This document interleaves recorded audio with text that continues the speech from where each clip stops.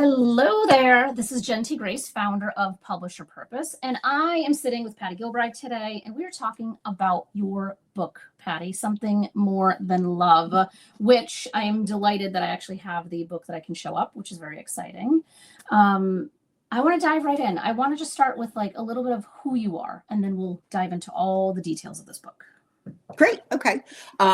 So I am, I live at the beach right now. I lived in New Jersey for the better part of my life. Spent 25 years in law enforcement, working for the sheriff's department. It's actually how I met my husband. And then retired down here 10 years ago. Avid animal lover, figured I would spend my retired days, helping at the shelters, dog shelters, rescuing birds. We have a fabulous bird rescue sanctuary down here. And, riding my bike, going to the beach. And then life kind of turned around about maybe 5 years into retirement. So, and now all of a sudden I'm an author. Yeah. This is going to be a lot to unpack. So, Yeah. Your book is called Something More Than Love, which everyone can see. But the subtitle is When Your Husband Dies and Takes Half Your Heart with Him. Right. And we were just before we went live, we were talking about how hard it was to land on that subtitle. But I feel like when people hear that subtitle, it's immediate of, oh, that's what this book is about. Has that been your experience so far with people who have picked up the book?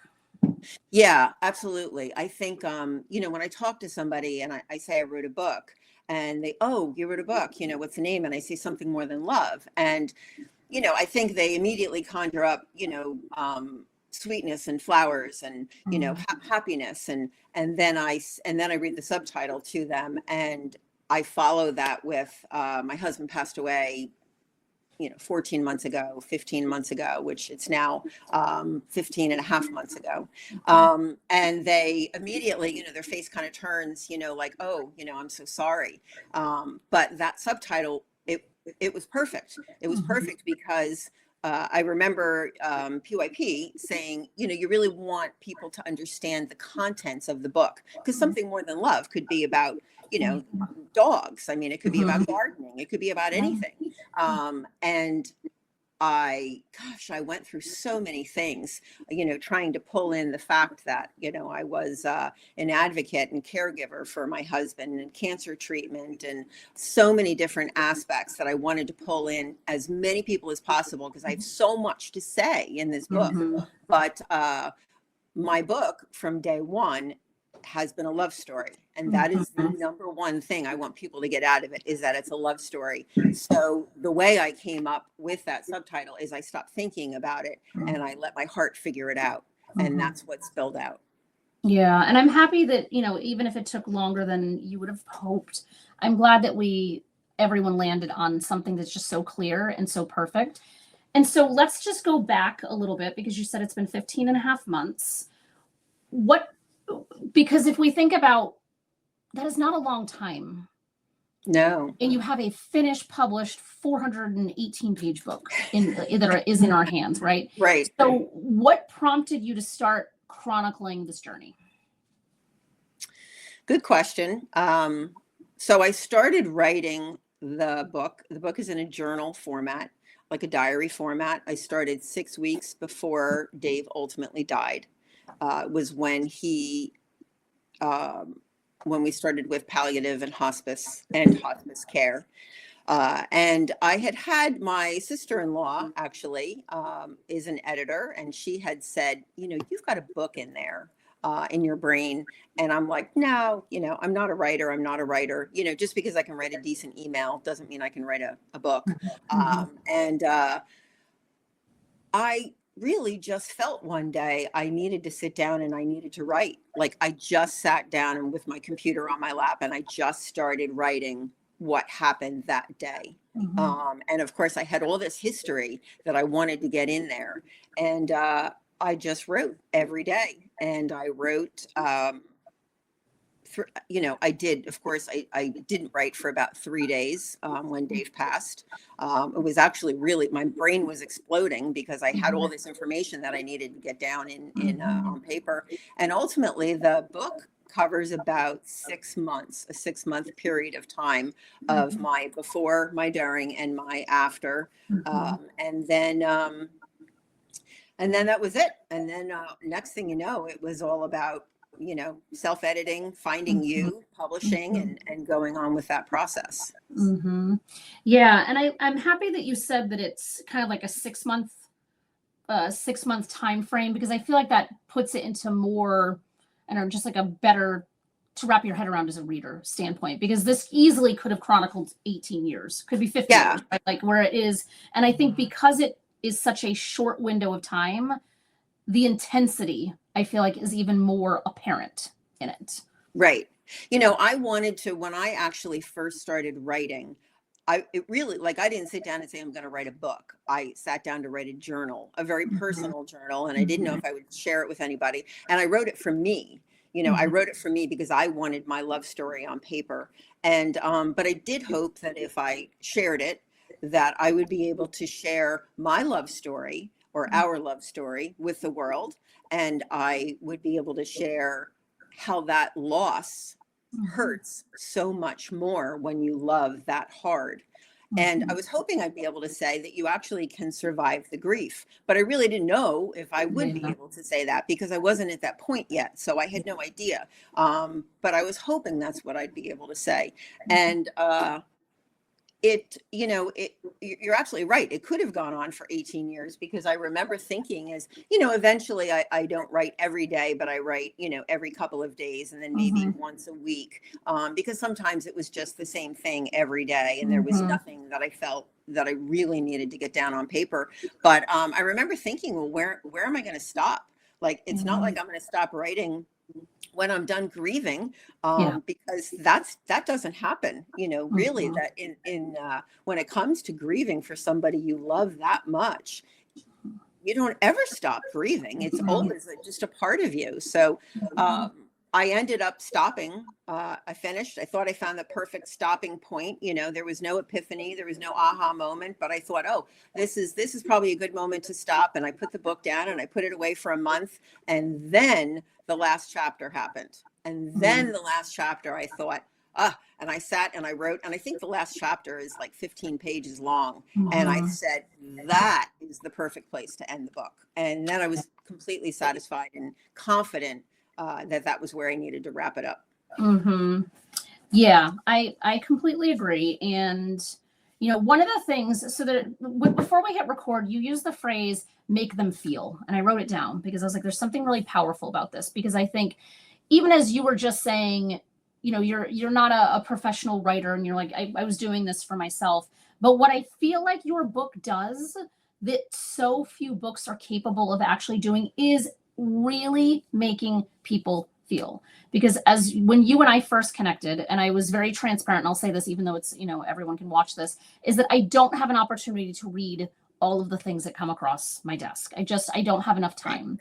And that's why we have an amazing team who can support these things. And for whatever reason, when I got yours, I just happened to have time because I was flying. And I'm like, you know what? Let me just open it and read it. And I remember emailing you, and I know that you even wrote it in the book itself. Like, I was crying while I was flying, which is not, my favorite thing to do, but it's certainly happened in the past from my own grief. Because cancer is such a big thing that impacts so many people in so many different ways. And I feel like the way that you chronicle it is just so personal and so detailed that it's almost like you can't not feel, because I think that we hear like, oh, so-and-so was just diagnosed, or so-and-so's caregiving for this person, but we don't really know what their day-to-day looks like, because they're trying to gloss it over and they're not giving all of that rawness and that realness, that I feel like your book strikes this very beautiful balance of giving those raw details that are so heartbreaking, and then also flashing back to like happier times, so that way you're not like completely sad the whole way through, even though it's definitely a lot.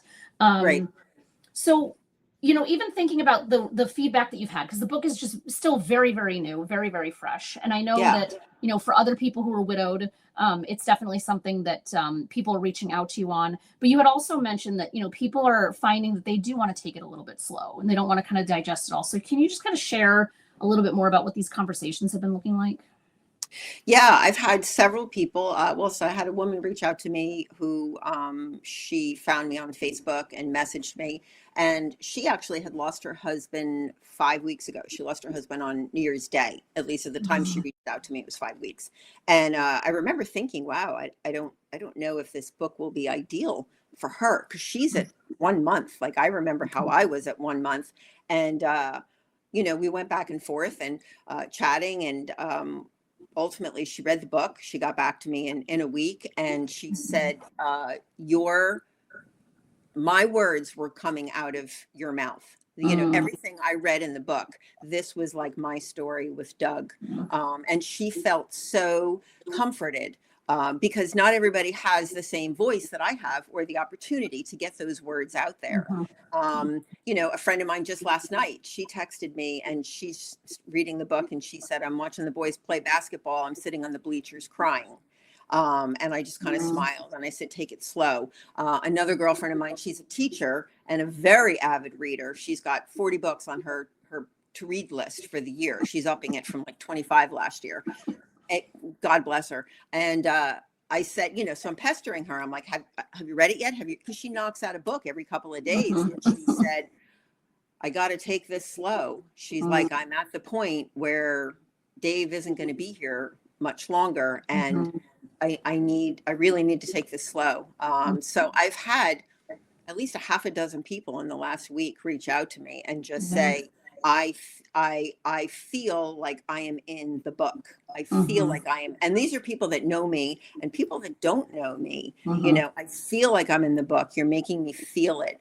And I think there's some comfort for people that have been through this Mhm. because that window at the end, this 2 week window where Dave was in at home hospice care, where things were getting dire, where changes were happening, Mhm. transitioning was happening, are something that nobody wants to talk about. And Mhm. nobody wants to talk about end of life, Mhm. and what that Mhm.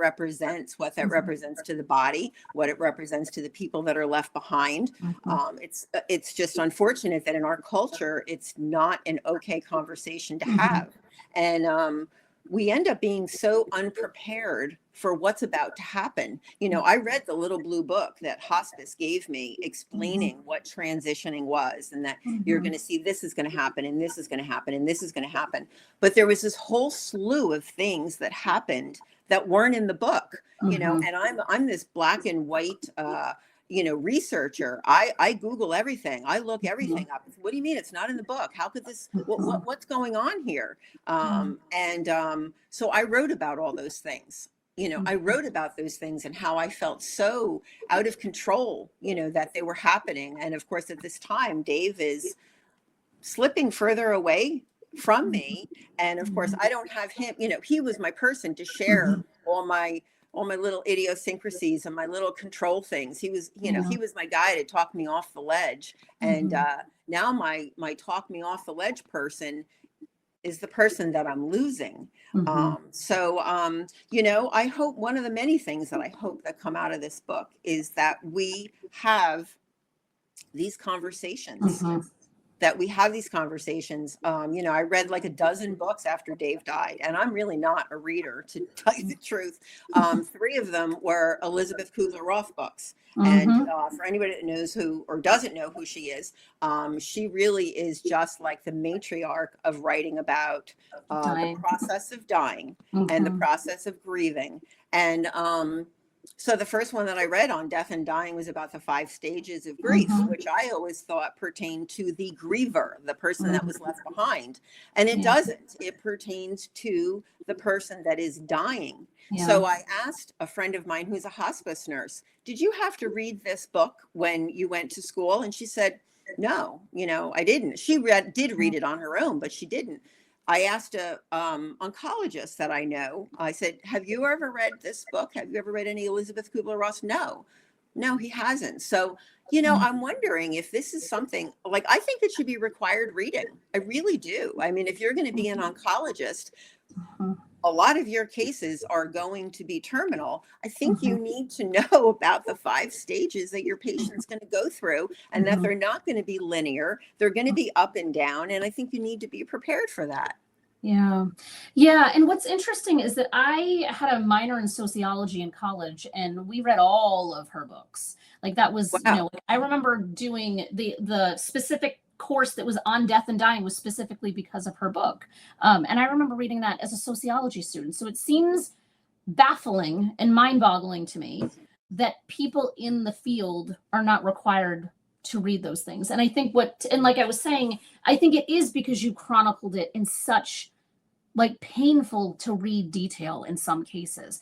But that is what's going to make more doctors, hospice nurses, people who are support staff for someone in that, or the partner, the wife, the son, the daughter, the sister, the brother, whomever it might be, who is actually around somebody. And I think that that is why this does make a really good, important read for people to just have to be able to have a little extra bedside manner, even, right? Like, because Right. there's that, because that's a whole, there's pieces of that in there too. But like just to be able to see like what does it actually look like from their perspective and the person caregiving for them. It just, I don't know Right. why this is not, and we've had these conversations, like I don't know why this has not been just part of curriculum. It just seems so Right. obvious, so missed. And you do it in a way that, because it is a love story, right? Like you're not forcing your story on someone else. Like, so any student who is in oncology could read this and just really empathize and relate to and take that with them in their future studies without it feeling like, oh, I Yeah. got to read this textbook. Because like a textbook, I don't think is actually going to create the level of empathy that is Right. required to be in those situations. Right. Yeah, I think, I think a lot, of course, our medical providers nowadays, I get it. They've got so much on their plate. There's so Mhm. much for them to learn. Yeah. They're guided by insurance. They've got 15-minute blocks, to see Mhm. people and take care of all their needs. But unfortunately, I think they sometimes don't realize that when you walk out of that room, you have a whole life that happens. And Mhm. if if you are a cancer patient, you're probably seeing them once every 3 months, which would be the typical amount of time for scans. Mhm. And those 3 month scans, your life revolves around those next 3 months. Mhm. You've now just gotten your blood result, your blood work done, maybe your PET scan, your CT scans, your MRIs, what you're looking at. You either walk out of there feeling great and optimistic, because it was a good visit, Mhm. or it was not such a good visit. And you go home deciding, well, what can I do, for the next 3 months? At least if you're wired like me, you go home saying, Mhm. what can I do? Because I'm a Mhm. doer. And, Mhm.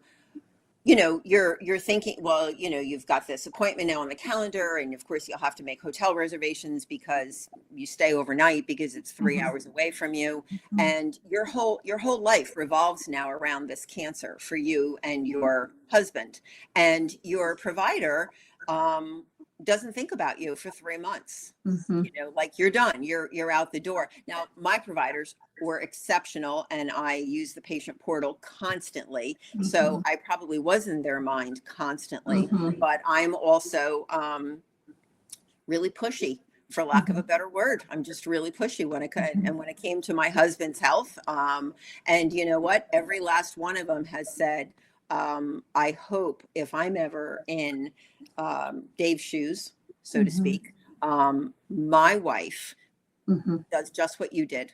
Mhm. That the person that cares for me is just like you. So I don't have any regrets for being that, Mhm. that pushy advocate at all, because Yeah. I think it served us well.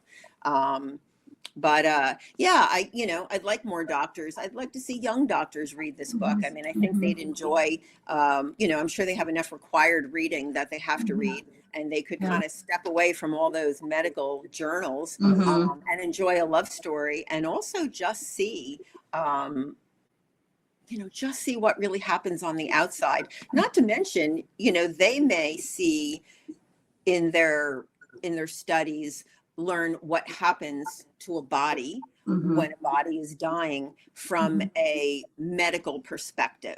Yeah. They're going to learn it about, I don't know, the blood and the capillaries and the organs and da da da da Mhm. da. But they're not going to see it from a wife's perspective Mhm. of how, when I talk about the things that I saw happening to Dave and the Mhm. changes that I saw in his body in the last few Mhm. days, And I think that really humanizes it. Mhm. I think it really humanizes it. So, I have a very good friend of mine who she lost her dad. She did home hospice with him. She was his caregiver, and she went through some of the same things that I went through with Dave. And I found out recently when she was reading the book that she never told anybody about it. She never told Mhm. anybody about the really difficult things. And she Mhm. didn't share it with her husband. And of course, she didn't want to tell her kids because she didn't want to burden them. And she started Mhm. crying while we were on the phone. And she's not a crier. Yeah. And I said, maybe this book will help you heal Mhm. too, because even though you've never been able to say the words of what you went through, knowing that somebody else has gone through this, it's kind of like your words coming out of my Mhm. mouth. Mhm. And I think that that may be helpful to a lot of people that really have suffered in silence. Mhm. Home hospice is no joke. And Yeah. I would do it the same way we did it. I would do everything the same. Dave and I wanted him to die at home. We Mhm. didn't want him to be in a facility and Mhm. with, nurses and things taking care of him. I took care Mhm. of him. We had a nurse come once or twice a week. Mhm. And that's the way we wanted it to happen. So I would do it the same all over again. I just wish I was a little better prepared for it. Yeah, and that's what your book is gonna do for other people, though. It can I better hope so. prepare people. I think there's Yeah. like there's the finiteness to it, right? Where it's like we know what's going to happen. Like you pick up the book, you know where this is going. But for Yeah. somebody who's just entering that experience, it's going to be a hard read. But I think what it you said humanizing before, and my mind had already gone to like it's putting humanity into cancer because it's Right. such a big thing that everybody is talking about, but they're not talking about it from a humanistic way. It is so medical and technical and insurance based, and it's like this is bringing humanity back into this conversation. And I want to you mentioned being, and I also agree, like having you be the advocate, like if you could clone yourself for other people to be that person that is relentless and will not take no for an answer, like I think everybody wants somebody like that in their corner if something like this is Yes. happening to them. And so I love that the doctors kind of were like, they're probably like, listen, she's a pain in our ass, but she's got his Definitely. best interest. Like, so there's something really beautiful about them even acknowledging like, yes, like we're glad that you're as on top of it as you are, because I'm sure there's others that just don't have the skill set or the wherewithal or whatever they might not Right. have to be able to do that. So that created and formed a relationship with some of the doctors of which you write about. So can we talk about that and then bring it into kind of the proceeds and how what this book Yeah. is doing? Yeah. So we had two primary main doctors. One was a surgeon, and one was the oncologist. And Dave had several surgeries. And like I say, I was constantly on them about every little change, every little thing. Of course, Google can be a dangerous place when dealing with medicine because there's all Mm-hmm. these other, I don't know, kind of random cures and things that are coming out there. And so we developed a terrific relationship with our doctors. It was a very honest relationship. It was very respectful. They listened to me of course, let's face it, the wife is the one that always knows. When the husband Mm-hmm. goes into the doctor, the doctor looks at the husband and says, how do you feel? And then looks at the wife and says, now, how does he really feel? It's kind of a given. And, our doctors really had it nailed down to that we developed a relationship. And our relationship was so good that I asked our doctors to write the foreword for my book. Actually, they're such a part of our lives. And I actually found out after Dave died that I missed them. Mm-hmm. Oddly enough, I missed them. And when I went through town, it's about 3 hours away from where I live. And I happened to drive through town and I saw, the Starbucks that I'd go to after one of our appointments. And I saw one of the offices where Dave would get some treatments done. And I really felt this kind of hollowness. And I thought, this is so, it became part of my life for three Yeah. years. Yeah. So when I was communicating with them somewhat after Dave had died, and my oncologist said, you know, I've thought of you many times and I wanted to reach out to you, but I didn't know I didn't know if I would worsen your grief by bringing all the memories back. And which is a whole other thing that we really need to talk about is grief and the way we all handle grief. But so I, somewhere along the line in writing the book, you know, I decided that although this book was never about money, was never about making money, I didn't care about making money. I didn't care if I ever made a dime from the book. At some point, I decided that I was really wanting to see if I could make a change in the way this cancer is handled. And Dave's cancer, being sinonasal squamous cell carcinoma, is very rare, only about 3,000 cases in the country every year. So it's not profitable for the pharmaceutical companies, and nobody researches it because it's not profitable, because not enough people have it. So there is a fund at University of North Carolina in Chapel Hill, directly connected to Dave's cancer. It's a skull-based surgery or skull-based and sinonasal cancer fund, which ultimately they will be researching ways to fight this cancer. And most of the proceeds, and not even just the profits, most of the proceeds of the book, a majority of them, will be going directly to this fund at UNC. I've also included a QR code at the end of my book in the event anybody else was really touched by our story to donate. And, you know, you don't have to donate $10,000. You can donate $5, because I have a real belief that every little bit of change makes a difference, you know, and one person really can change the world, you know, for that thing, you know, because one person can start a movement, you know, and ultimately if, you know, so maybe, I don't know, over the life of the book, you know, I donate 50,000, 100,000, 500,000, who knows, depending, you know, maybe 2,000, depending on how successful the book is. But what can I inspire other people to donate that ultimately they can do the research, find some, I mean, I know they're not going to necessarily find a cure, but right now, when you get a diagnosis of this particular cancer, it's not like getting a diagnosis of breast cancer. You know, it's not looking good. And, you know, I'd like to think that if 5 years from now or 10 years from now, you know, there's a husband and a wife and they're sitting in the room waiting for the test results to come back, and the doctor says, well, you know, sir, you have a sinonasal squamous cell carcinoma, and you know, your prospects are really good with this. Your prognosis is good. Now, 5 years ago, it would have been grim. It would have been really grim. But we have had such advances in this type of cancer that that things are looking good. And, you know, to save them from what Dave and I went through. Yeah. And a lot of other people before us. Yeah, and there's something beautiful about that, because someone can read this book and have no connection to either of you, and then be able to say, I want to donate in his name, or I'm going to go to another lesser known research cancer. I'm going to make a donation there, whatever the situation may be. It's still going to improve potential healthcare outcomes for people down the road that you were not fortunate to have access to. And that's a really beautiful mission and kind of message to this, because, you know, we at PYP really try to promote and get people to think about how can we make this philanthropic. And this is like such an organic, really, really great example of how that can work. So it is the David J. Gilbride Foundation, or what's the full so there's so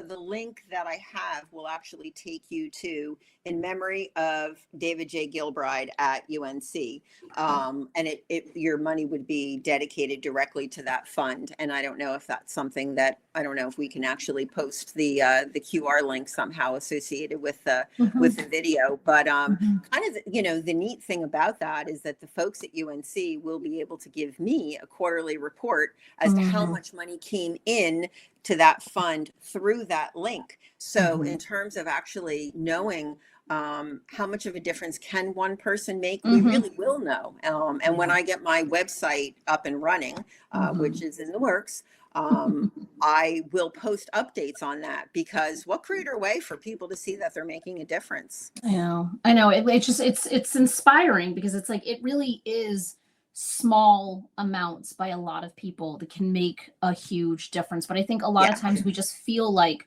our little bit doesn't actually matter, when the reality is that it absolutely matters. It does.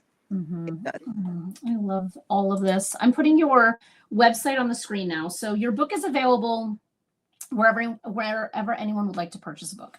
Eventually, at the time of this recording, your website is not live, but it will be live soon. So if you're watching this and it's 5 weeks from now, or 2 years from now, or 10 years from now, go to the website and you can get all the links to Patty's book there. And I just also want to acknowledge today is Valentine's Day, and it is not a coincidence that we are recording this on Valentine's Day. So do you want to just kind of end us on that note? Yeah. It was intentional, actually, that I picked today for us to, to interview. And I actually released the book on National Spouses Day, January 26th, which, unlike Valentine's Day, which is generally about, gifts and hearts and candy, National Spouses Day is actually about having gratitude for the person in your life and spending time with them and showing them how much you care. And actually, I'll tell you today, what I did was I posted on my social media that years ago, when Dave and I first got married, he would buy me a box of chocolate, a box of candy, along with some other, special gift. And one day he went in the box and he saw a bunch of those little wrappers, with no candy, and then all the other wrappers with the candy with a little nibble out of the corner. And he said, what's up with the candy? Did a mouse get in the box? And I said, well, I don't like those. You can have them, or I'm throwing them out. So he started ordering from C's Candies, which this, I don't know if you're familiar with C's, but you can customize your box. So you can, whatever you like, whether you like the creams, the chews, the nuts, the caramel. And not only can you customize your box, you can pick what percentage of caramels and creams and nuts and things. So last year, when the C's Candies catalog came in the mail, addressed to Dave, Dave was gone about 4 months at that time. And of course, it was another one of those painful reminders. And I tossed the catalog in the recycling bin, and that was the end of it. And this year I brought it in and I perused it, and I ordered myself a $45 box of customized chocolate. And I thought back to when I said to Dave, hun, you're spending $45 on a box of candy. That's crazy.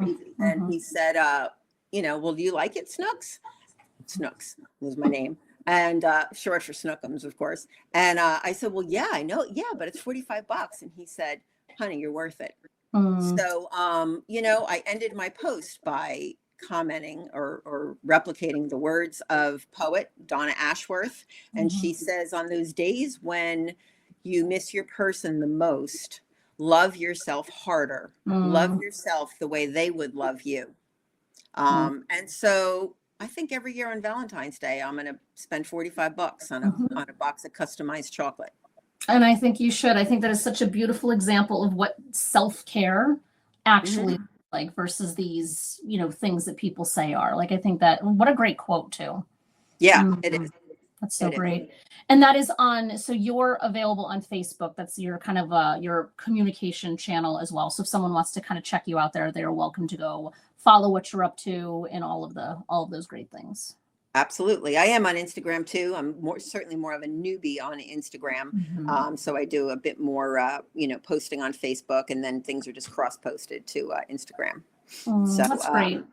Yeah. So if anyone wants to reach out to you, they can certainly go eventually to your website. They can connect with you on Facebook or on Instagram. I feel like you're fairly simple to find in my experience. Or if you're watching this and you're like, I didn't grab the information, I can't find her, just email us and we'll make the connection for you. Yeah, that's great. Thank you, Patty. This was a really good conversation. I really appreciate you and all the stuff that you're up to in this world. Thanks, Jen. Conversation. Thanks for helping me. Yeah, of course. It was honestly our pleasure. It's kind of like one of those full circle moments where I'm like thinking back to like holding, like my laptop with the manuscript, and then actually physically having this like actually in my hand. Like, it doesn't get old. I say this all the time, but it doesn't get old to actually physically see the outcome of the work together. So yeah. And every time I see a blue butterfly, I obviously think of you and Dave. So I get a lot of people that say that too. I think that's really cool. Yeah, Really I can't not see them anymore. They're everywhere. Yeah, that's wonderful. I love that. I love that. Yeah. Thank you, Patty. I appreciate you. Thanks, Jen. Take care. You too.